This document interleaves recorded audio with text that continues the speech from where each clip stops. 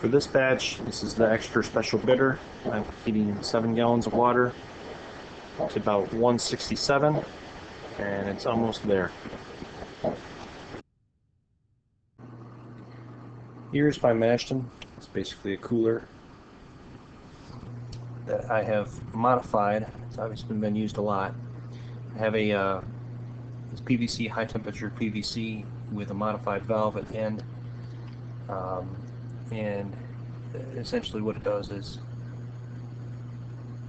allows me to create a stand for the grains, and all the findings stay on top. Small findings filter down to the bottom still, but they don't get caught and spit out of the valve because of that bottom pipe down here, right there. There's the modified valve. This is a long, high temperature cooler. It's from Coleman. I modified it myself. It can hold I've done up to 20 pounds of grain in this, and it holds the temperature at 152 exactly for several hours. I've gone, had lunch, come back, and it's still at 152. I'm going to take the 167 degree water, add my grains. This one's an ESB. I'm adding 14 pounds of Maris Otter, 1 pound of wheat malt, 1 pound of German Meloiden malt, and 1 pound of Crystal 80 Lovibond. So far what I've done is I've added a layer of rice hulls because I found that kind of helps with the sediment, so it doesn't filter through as easily. Now what I'm going to do is I'm going to add the grains first over top of the rice hulls, and then add the water. Okay, now that I've added the grains, it's time to add the water. And I use about half a gallon of water per pound, which normally you don't need to do, but since I have the room in my cooler, I usually do. I like to side on that, I like to side on extra water and get a better extraction if I can. So here's me adding water. 7 gallons is a little too heavy for me to pick up by myself, so I use my trusty little scooper and pour it in gradually until I can pick it up. So I'm going to do that now. Okay, the water's been added. Now I need to make sure that I have no dough balls. So I take my spoon, just kind of go along the bottom. Not too deep, you just want to just kind of slice through it just to see if there's any. Oh, there's one. You want all the grains wet. It's not going to do me any good if it's not wet.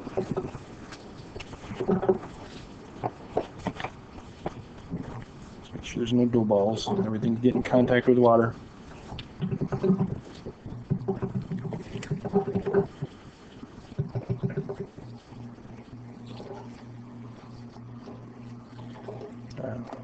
We'll work on this for a minute and come back to you in a second. Okay, now I've gone through and checked to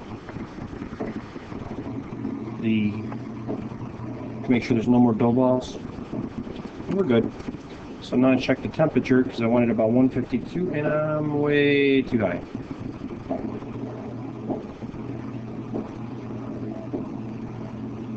Actually, no, I'm not. 140,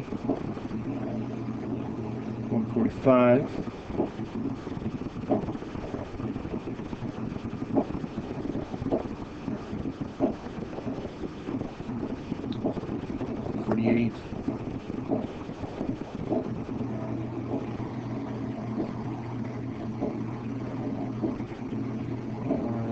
About 150.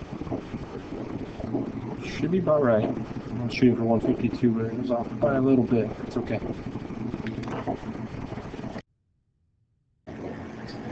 Okay. Now what I'm going to do is shut the lid. Just let it simmer for a little while. Well, I'm gonna mash it.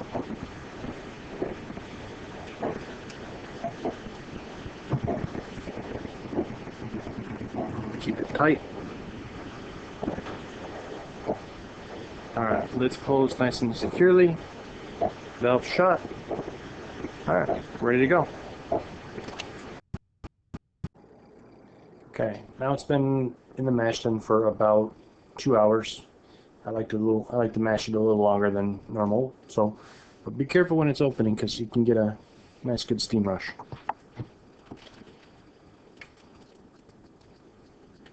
Looks good. Now I just need to check the temperature.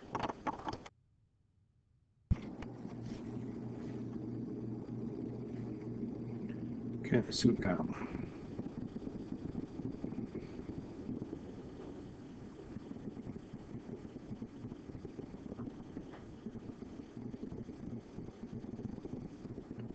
Yeah, 140, 42,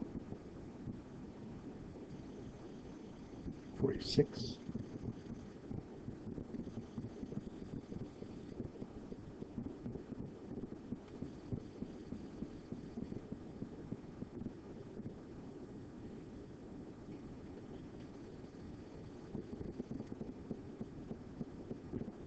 $48.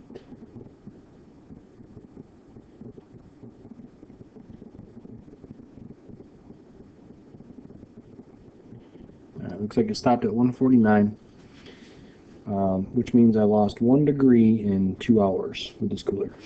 Very good. It's almost time to sparge. But I need to check the pH first to make sure everything's good there. I'll do that next. Okay, I'm using a standard pH from Precision Labs. It's basically what I'm looking for is around, purple's good, 6.2 6.2 tells me that it's got, it's been converted. Purple's good.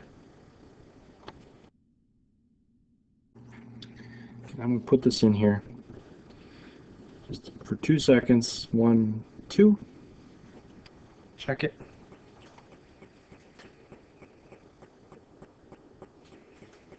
Let's check it against this. Yeah, about a 5.8. A little purplish. It's getting there. So we have had So what this means is that we've had a conversion. It's the sugar is the enzymes have been converted to sugar, and we're ready to boil. When I want to get move it from the cooler to a bucket, I just attach the hose to the valve, turn the valve, out it comes.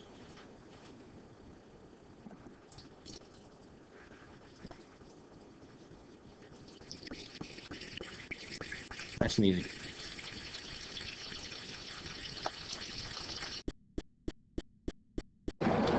Okay, now I've taken it from the mash tun and begun the boil. I'm heating the wort up right now. It is right about 200 degrees, not quite there yet, and roughly 5.5 gallons.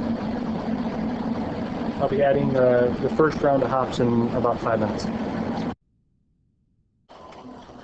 Okay, I got a full boil going now. Kind of a little blurry, but full boil going. I've added the first ounce of pearl hops, set the timer for 15 minutes. I'll add the second ounce of pearl and 1 ounce of Fugels. Okay. I added another ounce of pearl. It's been 15 minutes. A good, nice, good rolling boil now. It's definitely going along well. 15 more minutes, then I'm adding the Fugels. After you're done boiling, you want to get it cool. Put the wort chiller in there at least 10 minutes before. In this case, I forgot to do it, so I had to make the brew last to 10 minutes, about 10 minutes longer than I should have. But here I have a drill. attached to a standard stirrer with the wort chiller in there. Go ahead and turn that.